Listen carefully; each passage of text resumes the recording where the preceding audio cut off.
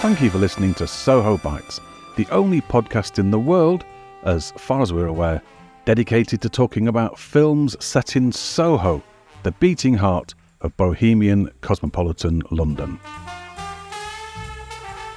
If you would like to support the show, you can do this in the form of a star rating or review at sohobitespodcast.com/review, or if you'd like to put a small amount of money where your mouth is, you can do that at sohobitespodcast.com/donate. Donations can be from as little as £3, which will buy, at London prices, about half a drink for one of our thirsty guests.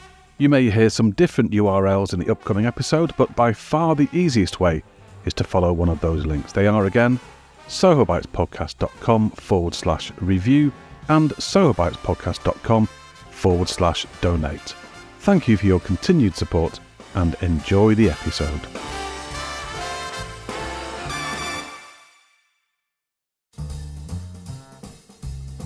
Hello and welcome to episode 23 of Soho Bites. Soho Bites is the podcast in which we talk to people who love Soho and people who love film. My name is Dominic DeLaghi, and I have just become a TikTok influencer. By that I mean that I recently found an old broken clock in a skip in Penge, or Ponge, as the locals like to call it.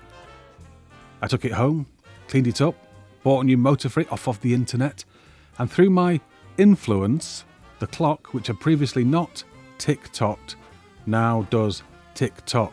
Ergo, I am a TikTok influencer.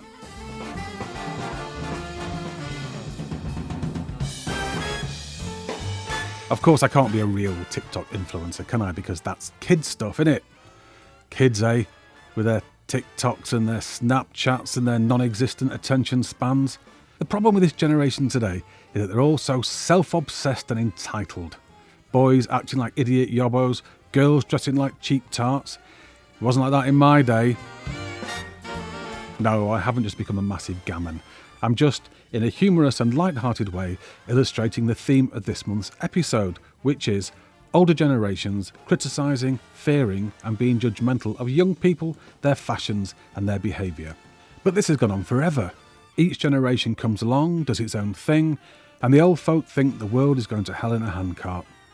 You can call them youth movements or tribes or subcultures, they come and they go. Teddy boys, mods, rockers, hippies, punks, new romantics, ravers, goths, emos. The only things that connect these seemingly very different groups are the relatively young age of the tribe members and the disapproval of their elders. So to begin the show today, I'll be talking to Shan Bradley, who, back in the mid-70s, was the bassist and founder member of the punk band The Nipple Erectors. I can hear Bill Grundy rotating in his grave as I speak. Shan was right there at the start of the punk movement, before it was even called punk, and was signed to the Soho Records label. I met up with her in a not very punk location to hear all about it. After that, in time-honoured fashion, it is, of course, the film chat bit of the show, when I'll be meeting not one, not two, but 5 members of the South Bank Talkies film discussion group in a technically challenging online conversation to talk about the 1962 courtroom drama The Boys.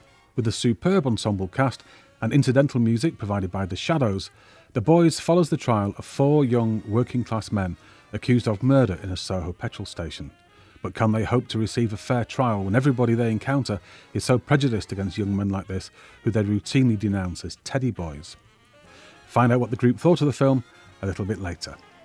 So let's get on with it then.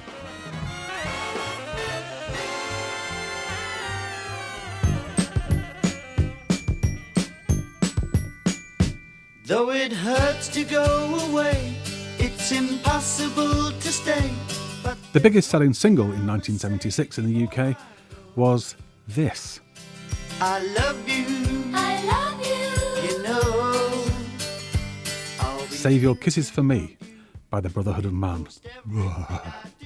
Other huge hits of that year included I've Got a Brand New Combine Harvester by the Wurzels and several entries into the top 100 by Demis Roussos. Google him if you want to. I'm not saying this is the reason for the explosion of punk that year, but the mid-1970s was a very weird time for music in this country. The sheen had worn off many of the iconic stars who'd survived the 60s, and the glam rock scene had almost burnt itself out. The charts seemed to be dominated by novelty records and American AOR. Google that too if you like. So the stage was set for something angry and grassroots to come along. And it did, partly in the form of today's guest, Shan Bradley. Shan was the founder member of the Nipple Erectors, which was later abbreviated to the Nips, and was at the very heart of the punk scene in London. If you take a look at the show notes for this episode at sohobitespodcast.com, you'll find links to some of Shan's music and a fantastic picture of her and the singer of the Nips, somebody you may have heard of, taking a sheep for a walk outside Buckingham Palace. The Nips dissolved after about 5 years, and Shan later went on to form The Men They Couldn't Hang in 1984, which blended folk and punk.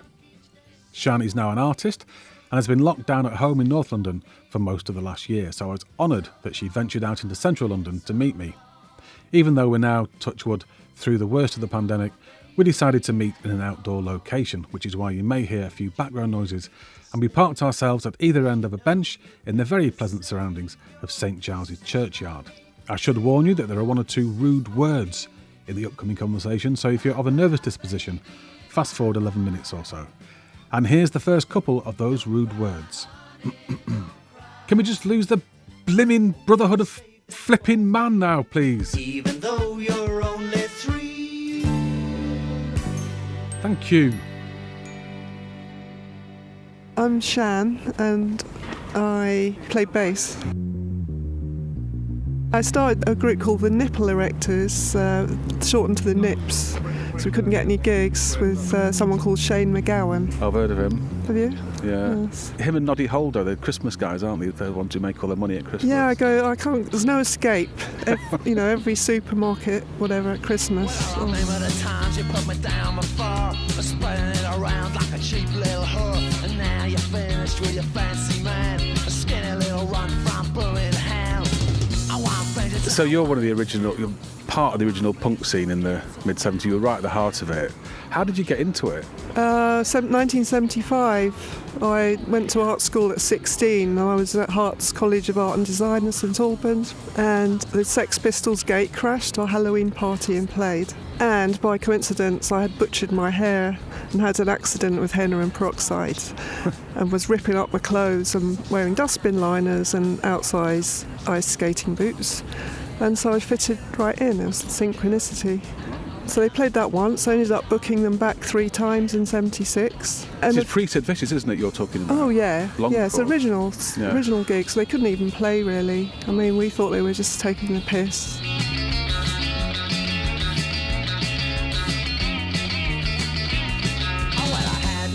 Yeah, I had a guitar, a Spanish guitar, and I was going to see gigs since about 72 when I was about 14, because I lived in Hertfordshire, and the train up was 32 pence return. And you could get to like Finsbury Park next to the Rainbow. I ended up going to loads of gigs. I just loved going to gigs. And thought, I can do that. Yeah, I was a massive Bowie fan. The first gig I went to was David Bowie and the Spiders from Mars in 1972 at Harlow Playhouse. Wow. So that was it for me. I wanted to do it then. And I was a big Slade fan as well. Oh, right, okay. I saw them at the Rainbow. It was Susie Quattro, Thin Lizzy, and then Slade. I mean, what a bill. Brilliant. Well, was that got 50p, was it? Yeah. 75, probably. So then you decided to put a band together. Did you form the band Nipple Erectors? Or? Yeah. Yeah, okay. Yeah. Did you meet Shane through the band, or how did that Well, come I about? had a couple of people that I met at the 100 Club. There was Claudio and Ray Pissed, it was his punk name. And we tried to do a band, but we made such a racket, we called it the Laundrettes, because that's what it sounded like, basically. And then I don't know what happened, didn't really work out. And then I met Shane and I said, would you like to be in a band? And he said, that's my dream, I've always wanted to do that. So I said, come round for an audition.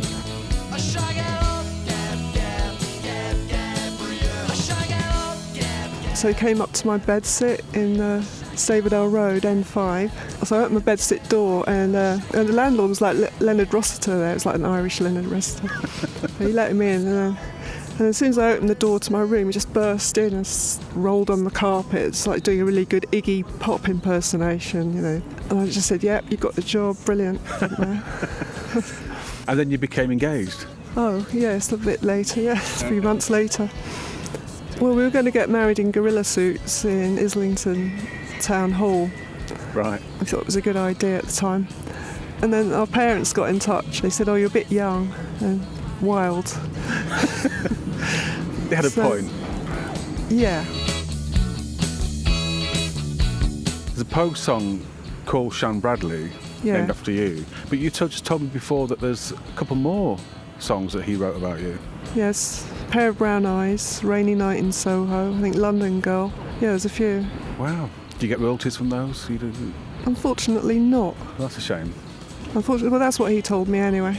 And Shan Bradley, the song, it's not in the least bit punk. It's kind of quite a traditional Irish, well, waltz, isn't it? It's a waltz. 1, 2, 3, 1, 2.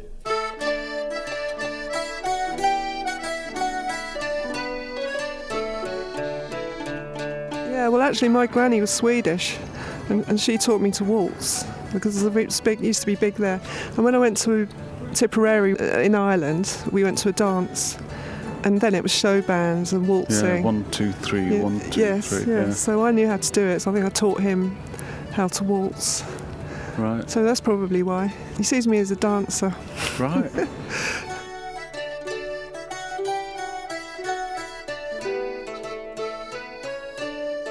How did the name Nipple Erectors come about?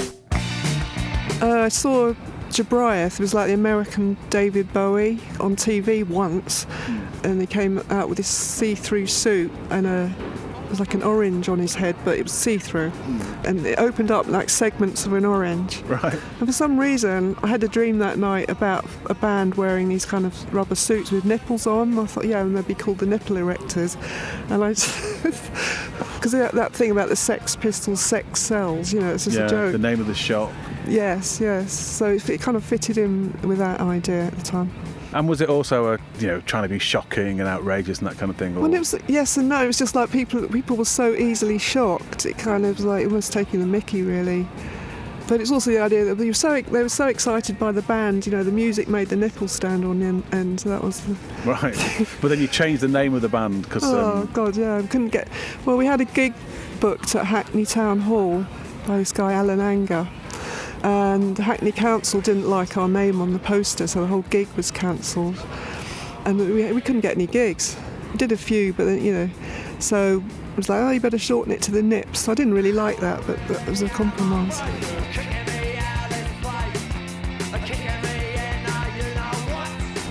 It does seem like a lot of the punk antics were just messing around. It's difficult to understand now why it seems so shocking. My dad, who was relatively young at the time, he was sort of late 20s, early 30s, he found it all quite funny, that Johnny Rotten and Sid Vicious and Filthy McNasty. And then Sid Snot was the Kenny Everett. But it could easily have been a real Sid Snot, couldn't it, in a band? It was that sort of name. It seems odd that people were that shocked. Not really, when you look at what people looked like back in the day.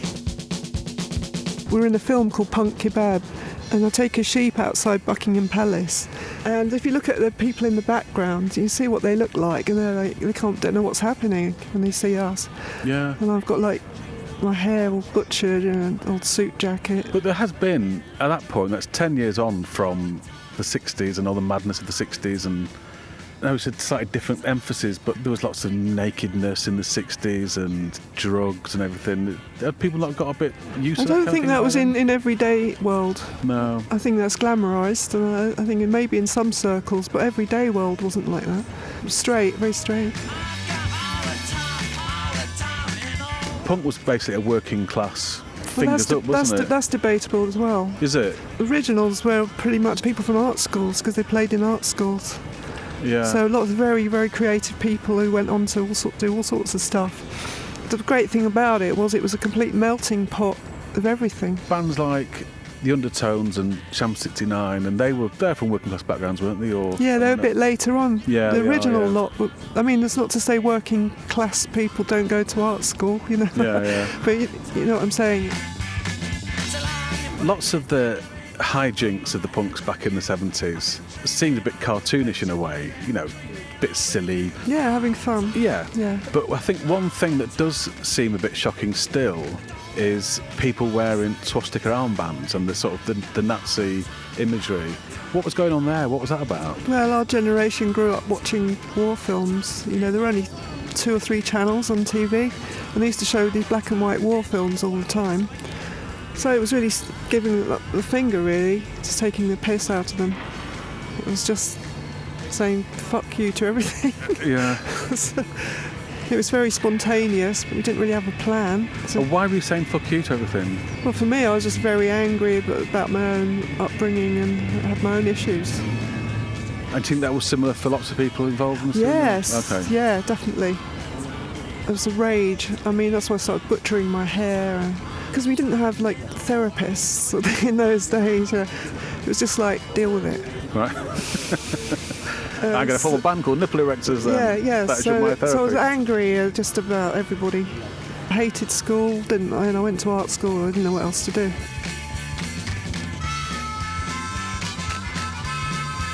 Now that you're a mature, sensible, grown-up lady, you've seen these other waves of youth movement come through since punk. And what's your attitude to them been? Do you kind of go, in my day, or do you just kind of... No, I don't patronise them, and I think every generation should have their own protest and scene.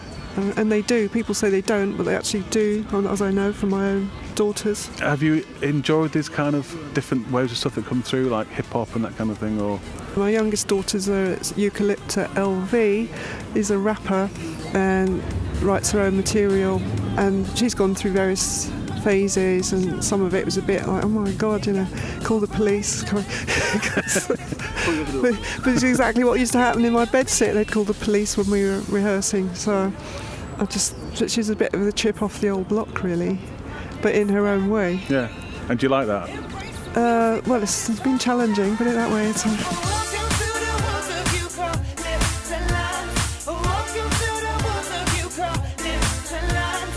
There's that song, wasn't there, recently, called WAP.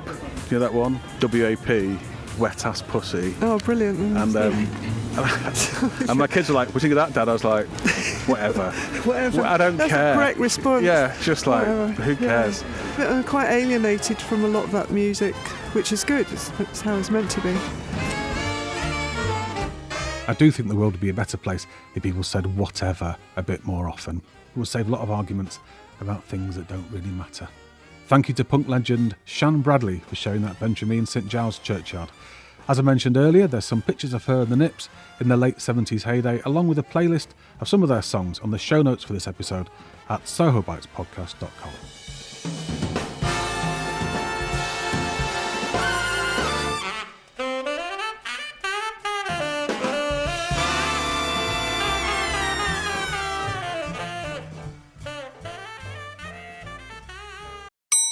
Hello, this is what's known as a mid-roll ad. It's one of those annoying interruptions that's inserted retrospectively at just the wrong point.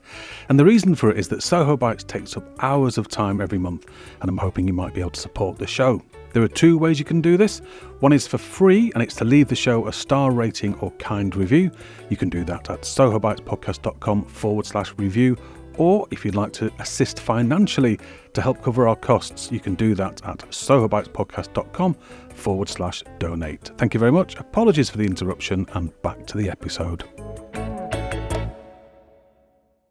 The Boys, directed by Sidney J. Fury, is both a classic courtroom procedural drama and a commentary on age prejudice. At the very start of the film, the 4 eponymous boys, young men really, are led into the dock of a Crown Court in silence. Their anxious families clutch themselves and peer down into the court, trying to see if their lads are okay. 18-year-old Stan, played by Dudley Sutton, 2 17-year-olds, Barney and Ginger, played by Jess Conrad and Tony Garnett respectively, and 16-year-old Billy, played by Ronald Lacey, are in deep trouble. James Allen Johnson, Brian Harold Lee, William Henry Hearn, and Stanley Herbert Coulter. You each of you stand charged on the following indictment. That on the 15th day of January 1962 in the county of London, you murdered Arthur Walter Baxter in the course or furtherance of theft. Stanley Herbert Coulter, how say you? Are you guilty or not guilty? I'm not guilty, sir. Brian Harold Lee, how say you? Are you guilty or not guilty? I'm not guilty. William Henry Hearn, how say you? Are you guilty or not guilty? Not guilty, sir. James Allen Thompson, how say you? Are you guilty or not guilty? Not guilty. Members of the jury in waiting, please answer to your names and step into the jury box as you are called. The stakes are high. This is before the abolition of the death penalty, and only a few years after the infamous Derek Bentley case, which showed us that in a joint enterprise such as a bungled robbery, the person who delivers the fatal blow might not be the only one to end his days at the end of a rope. In the first act of the film, Victor Webb, the prosecuting counsel, played by Richard Todd, calls several witnesses who each tell their own scrap of the tale, which is shown in flashback. One witness is seen Stan peering through the window of the petrol station, at which the murder would later take place, at a cash box. Another has seen them assault an old lady at a bus stop. A barmaid claims to have overheard them planning the robbery that ended in murder. And every witness called by Webb excoriates them all as delinquents, yobbos and teddy boys. And to the audience, at this stage of the film, that is exactly what they appear to be. During a break in the proceedings, Mr. Montgomery, the boys' defence barrister, played brilliantly by Robert Morley, gives them a stern talking to, imploring them to help him to help them. Will you listen to me? Webster is conducting this case with a view to blackening your characters to such an extent that you'll be found guilty, knife or no knife. Every time I ask you if what the witnesses say is true, you tell me it is. It's hopeless. I can't go on shouting circumstantial evidence forever. You've got to give me something to go on. You've got to tell me about that evening. Look, we've told you. You haven't told me a thing. Look at the statements you made to the police. You confirm everything they say. You threatened an old man. You've admitted it. You took a pound off a girl. You've said so. She gave it to me. You deliberately slashed the rubbish bin. You've owned up to it. Don't you understand? This is hooliganism. And you spread your net right across London.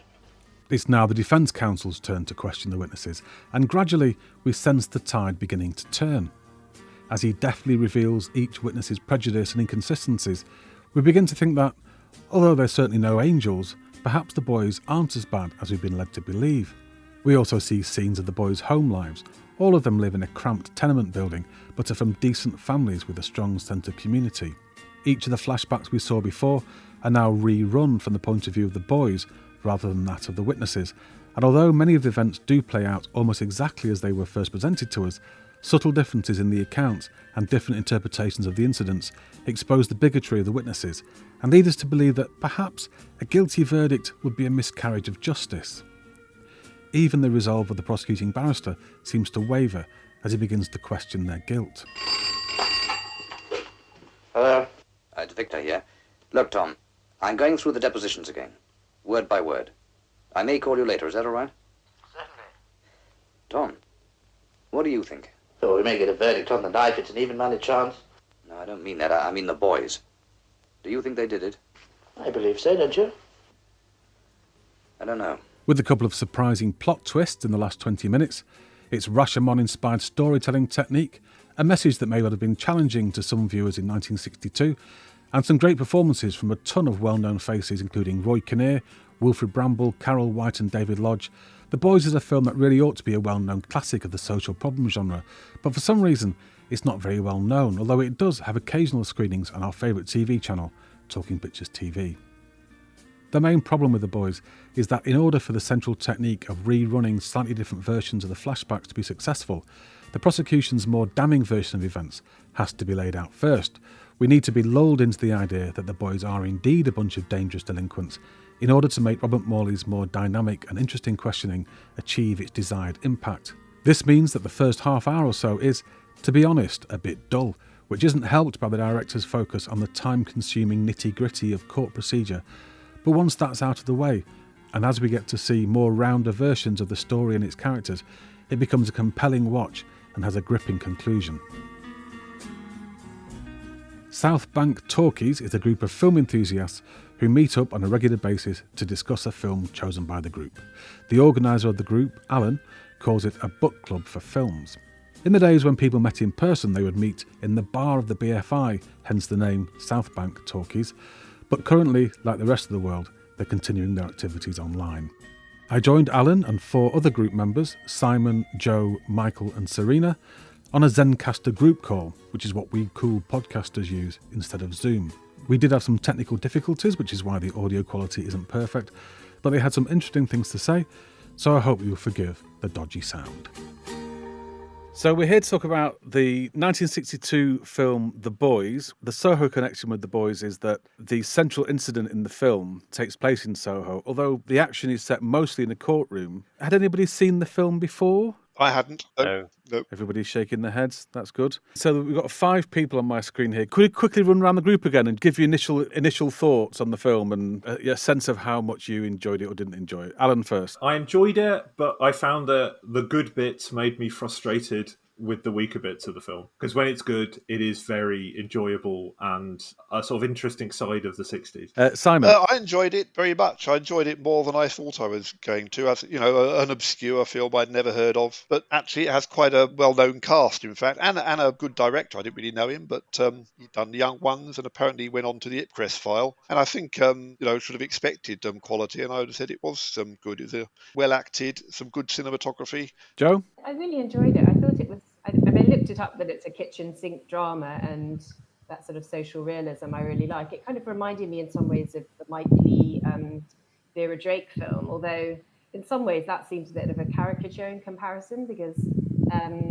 they're sort of play acting at being working class, whereas these people really appeared, in terms of their sort of staccato language and intonation and stuff, it was a real kind of insight into a different, world, really, a different lifestyle.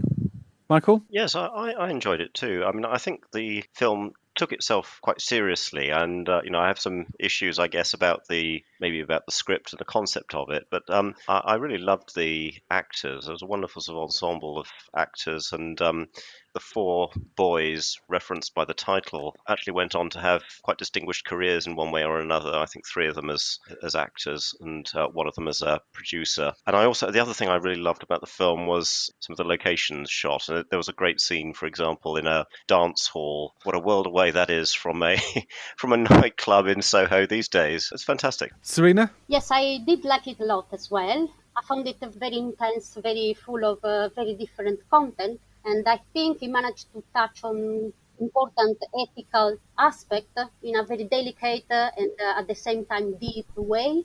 So I found it very, very interesting. Good. Michael, you talked about some of the cast, the group of 4, the core group of 4. Could you talk a little bit about what they went on to do? It was Tony Garrett, wasn't he? Went on to be a producer. Yeah, that's right. Chap who played Ginger. Yeah. So, I mean, Dudley Sutton, I suppose, was the lead boy, if you like. And interestingly, I think he was about 29 at the time the film was shot, but he makes himself look an awful lot younger. And I think he was older when the film was shot than Roy Kinnear was. Roy Kinnear played one of the witnesses, a very nervous bus conductor who looked old beyond his years. Roy Kinnear in the film looks, you could say, about 45 or 50. Dudley Sutton looks about 18 or something. But Dudley Sutton, most people know him from his part in the TV series Lovejoy. It was a series I think was on probably in the 80s and 90s. One of the other boys was Ronald Lacey, who's, he's got an unforgettable face and sort of demeanour. But he was very young at the time, but he went on to be a sort of character actor and is notable for playing a particularly hideous Nazi in Raiders of the Lost Ark, in the Indiana Jones film. And then the 4th actor, I'm afraid I can't remember his name. The 4th one is Jess Conrad, who plays Barney, who looks like Tom Cruise. Yes, he does. Just taller. Just a couple of the other actors who are interesting. Obviously, Robert Morley as one of the barristers, and the other one is Richard Todd, who is probably most notable for playing Guy Gibson in the Dam Busters film. Great ensemble of actors. And there's quite a quality that, if you're sort of steeped in British TV and film, there's lots of small parts where you suddenly go, oh, it's him! It's that person! There's Albert Steptoe's in it, and suddenly all these people from different productions turn up. And that was sort of quite fun that they got these people who maybe weren't even famous at the time. Any other performances anybody wants to pick up on? I do really like Robert Morley in it. As the courtroom drama side of this does remind me a lot of the Rumpole TV show. And you almost think there's a little bit of Rumpole in Robert Morley. There's sort of a recognisable, jovial. He's got a sort of higher principled calling, which is why he's doing this. He wants people to not be prejudiced, to try and see things more honestly. I thought he had an earnestness, but at the same time, I thought there were quite a lot of cheap shots. Like the women in the pub, he kind of slanders them by saying, "Weren't you just angry because you were left left in the lurch. And then the judge kind of brings him up on that, and he says, well, it was worth a try. I feel like, yeah, the defense always, through the first part of the movie, come through like someone ready to everything to defend some murders. He tried to leverage on every weakness, and he comes through like a very mean and ruthless person. But instead, on the second part, he show like a more compassionate nature, especially when he talks with the guys privately, and he actually relate for having been victim of prejudice on its own when he was young. He was ridiculed for being fat at school and Correct. all Yeah. that kind of stuff. Eventually, you understand why he's trying to defend these young people. Were you going to say something, Michael? Well, I was just going to say, I mean, the key sort of dynamic in all the relationships between the defendants or the witnesses or the barristers or anyone else seems to be about sort of social class, and they judge each other on that basis. Whether it's the stockbroker who is accused of having an extramarital affair when actually the person he was with was his wife's sister. The stockbroker was being stereotyped by the barrister in just the same way that the stockbroker has stereotyped the defendants as being, quote, yobbos or teddy boys and so on. And this whole kind of disconnect between different social classes is, a major feature of the film. I think this is the start of the breakdown of the sort of era of deference, isn't it? The class system isn't breaking down, otherwise it would have broken down by now, and it clearly hasn't. But, working class voices becoming something other than just stereotypical, or Gavna, all that kind of stuff. It's just on the cusp of that beginning to change slightly. And reflecting back the middle class and upper class people's prejudices at them is quite new, I think. And so to see that going on must have been quite interesting. I mean, which surprises me that it's not more. I don't know what would account for it not being a more major film, really. Does anybody have any thoughts about why it's obscure? Because it feels like it should be a classic, It's quite a static film in some ways. It took itself quite seriously, and you felt from the very beginning that it was out to make a serious social statement. It does in the end do that, but it takes a long time to get going, and there's an awful lot in the film about the sort of the machinery of the courtroom and British justice and how that works. And the structure of the film, the first half is really the case for the prosecution, and that's all about sort of stereotyping of the defendants. And it's only actually in the second half of the film you get the really interesting stuff, which is the case for the defense, when you really build sympathy for the boys. Yeah. Maybe if the film had hit people harder with some more engaging material earlier on, it would be a much more successful film. I think, to be fair, it was. I think it was maybe the first half hour or so was a case for the prosecution. I think where you say it started getting better was about half an hour in, not like an hour in. I wonder if it's like on top of the class thing, there is this emergence of teenagers. I've discovered myself doing this if I'm on the night bus. That if loud young people go on the night bus, I start sitting there. Now I'm of an age where I'm going, oh, they're just making lots of noise. And I have had to check myself several times and go, well, you were that age. You were getting night buses, you were getting on trains, and you were with your mates, so you were making a lot of noise. Yeah. And that sort of switch, you to sort of become the other side of the equation and sort of thinking, well, I'm disapproving of this, rather than teenagers being teenagers, especially that sort of almost emerging as a word in the 50s and early 60s. Teenagers are about to become utterly hip. They're about to become celebrated and a source of income and a source of culture. And a sort of film maybe that sort of raises different issues about how are we looking at teenagers, how are we judging at teenagers, probably, and this is going to be embarrassingly using lingo, probably felt a bit square. Yeah, Daddy-O. Yeah, exactly. You should be more hip. And have a film where you had four boys that they were the centre of it and it was their adventures. It's interesting in that case that they cast Jess Conrad as one of the boys, because he was a kind of pre-Beatles heartthrob. So it's like they were going for that market in a way by getting him in. You were saying in an email, Alan, they're often referred to as teddy boys in the film. The first time I watched it, I was thinking, well, they're not teddy boys. Dudley Sutton's got a vague teddy boyish haircut. But you said it by that time it'd come to mean just general term of abusive term for young people. I think you do find that it becomes this word that is just for young people. So young hoodlums get ascribed being teddy boys. It becomes a sort of sneer that they're a problem. So you find the teddy boy menace and the teddy boy problem sort of appears as these are young, violent men who aren't showing due deference. They're looking odd. They've got this strange fashion. And society is going to hell in a handcart if we tolerate this. And there is a quality with all of them that they have this.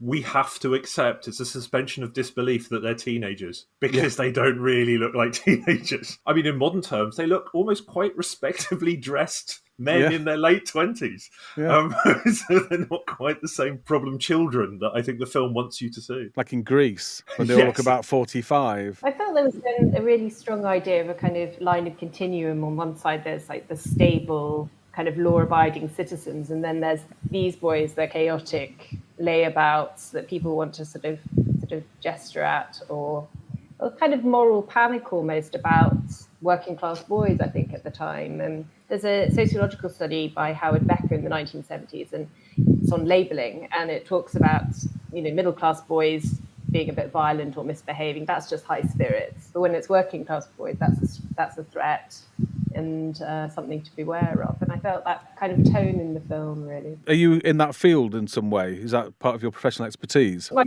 I teach sociology, and philosophy. Yeah.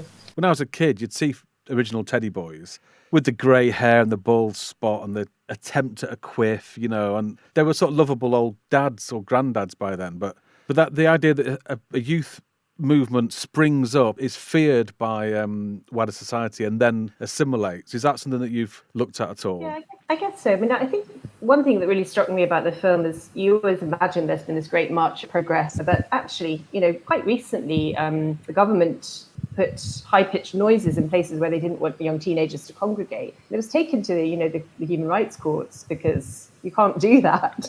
Even in the film also, they talk quite a lot about the criminal type, don't they? Which is Lombroso, that, you see the thick set, wide forehead or something, and you're being able to identify who the criminal is there, therefore. In the film, they have that kind of legacy, don't they? Those remnants of those stereotypical ideas are still with them. And you think that we've moved so, far forward, but we still have racial profiling. Yeah. We're not that good. Yeah, that's quite an interesting scene where the garage owner is asked to look at the boys and say, well, is that a criminal type? And he says, well, yes, but it's just my opinion.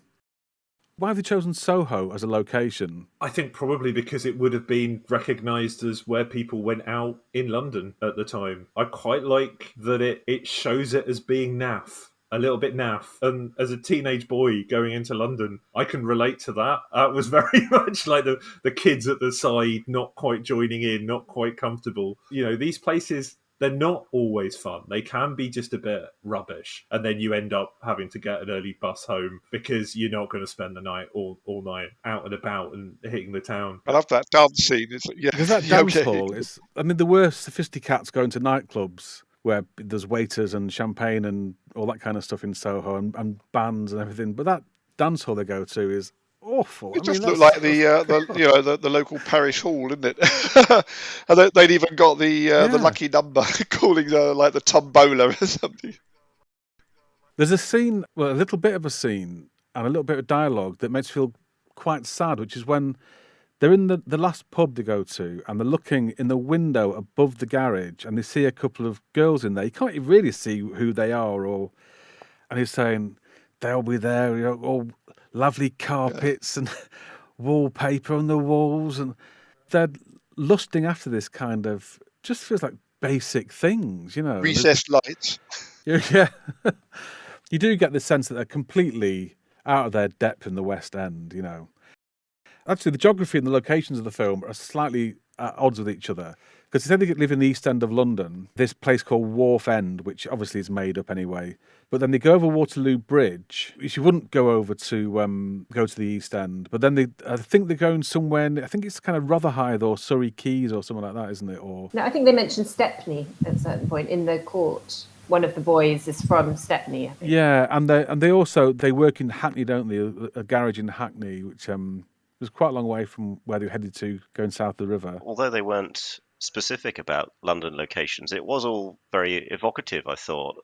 It did conjure up a pretty rundown post-war London. I remember reading something about London being, severely depopulated during the Second World War, and that actually the boroughs of central London didn't actually achieve the same residential density until the late 80s. So I guess, to be brought up in London like these four boys in the 50s and early 60s, it was probably pretty grim, sort of barren world in which to be brought up. And, certainly, very little thought to or indulgence of young people. It's all about, I suppose, trying to get things together after the Second World War. I mean, I was born in the mid-70s, and I can remember actually in London in the 1980s that there were still bomb sites that hadn't been redeveloped even then. What about this idea that we were talking about briefly before we started recording, which is the two barristers were almost cast against type, in that you'd expect Richard Todd to be the campaigning, compassionate defence barrister and Robert Morley to be the kind of supercilious public school snobby prosecutor, and that seems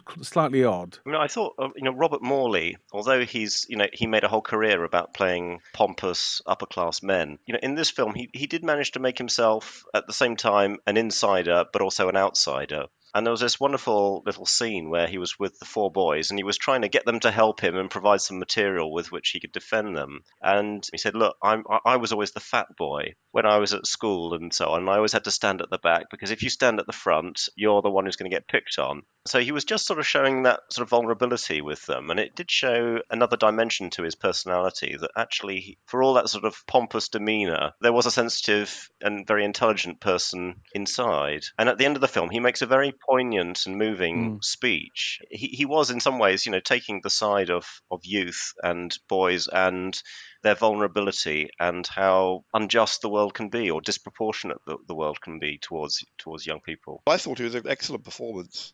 Being a bit of both, really, a bit of a sort of pompous ass in a way, that type, and yet obviously very humane and understanding as well. And I thought, I think the film sort of, for me, came alive actually when he came into it, which is started doing the defence part, which is probably a good 20 minutes or so in. I think with Richard Todd, what I think is quite interesting is you've got this sort of first part of the film, which is kind of all the testimony of the people saying, these teenage teddy boys are a menace. All the testimony that seems to condemn the teddy boys. He's guiding us through it.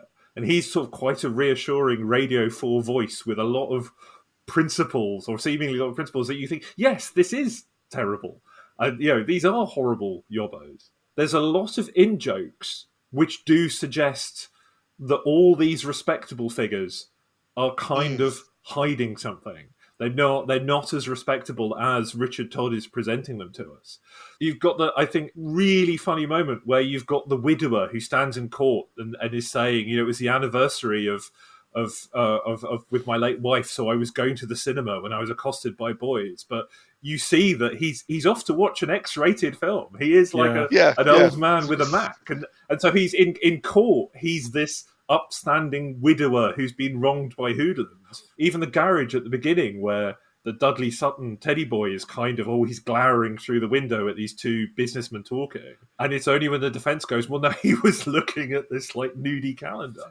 And so the respectable business people in the garage, actually, they have an office that's got this sort of nude calendar in it. All the respectable people are afforded a protection that the teddy boys just don't get. And I think Richard Todd, as this very respectable, principled character as prosecutor, helps give that sheen, because he is the one that say, we won't ask any more questions of this fine person. And then you have Robert Morley as the slightly more, almost like the schoolboy joker who sort of will stand up and go, no, actually, I will try something a bit risky. Robert Morley says to Wilfred Bramble's character, do you enjoy your job, or something like this? Something quite demeaning about the fact that he's a lavatory attendant. And the judge says something like, that's the most unbecoming question, or something like that. So I think you can be disgustingly snobby towards these people, but don't be blatant about it, because that's not the done thing, that's just not... Yeah, actually, that's a good example where it tables turned a bit, because the Robert Morley character was being a bit condescending to the Wilfred Bramble character there, wasn't he? So he's not perfect, the Robert Morley character, because sometimes he does seem a bit condescending himself. It could be just a tool in his box, couldn't it? His box of tricks, and be condescending, or he can be intimidating, or he can be cajoling or humorous. Everything's a means to an end, isn't it? He also says some mean things to the Roy Kinnear bus conductor, doesn't he, about his nervous complaint? I mean, it's really underhand to poke fun at somebody who's, suffering from anxiety. And also, I thought the toilet attendant was proud of his, living within his means as the bus. They both were, cutting their cloth according to their measure. And that was an important thing, I think, for working class culture, wasn't it? To sort of be able to pay for yourself and not live off the social. Did anybody else think there's any...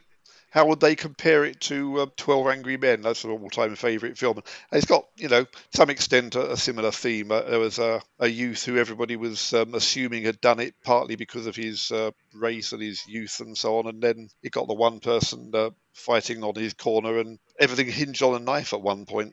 Another film that I think was an influence on this. It's like a Teddy Boy Rashomon, yeah, absolutely. When it shows the different... Yes, I can't believe I've not mentioned I've got that written on my notes as well. Different perspectives, and you've got the sort of running through the same scene from different angles, and how you saw it the first time isn't necessarily how it was. Well, it often wasn't that much different, and they made that point. I mean, they still did some of the less pleasant things. You expected to see they didn't do it at all or whatever, but actually they did do it.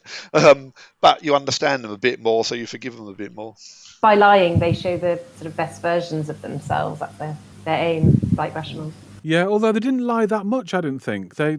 It was just a slightly different emphasis. It's not like anybody has different events to tell. It's just slightly different views of those events, which is quite Rashomon. Something that I found quite interesting is also when we happen to be shown the same scene, one from when is the prosecutor telling the story, and one when is the defense telling the story, and the same scene is treated by the movie with a very different visual language. I'm thinking of the scene where the guy displaying the knife and cleaning his nails, enter into the pub. When is the prosecutor telling the story, he's at the bottom of the room with a light on it.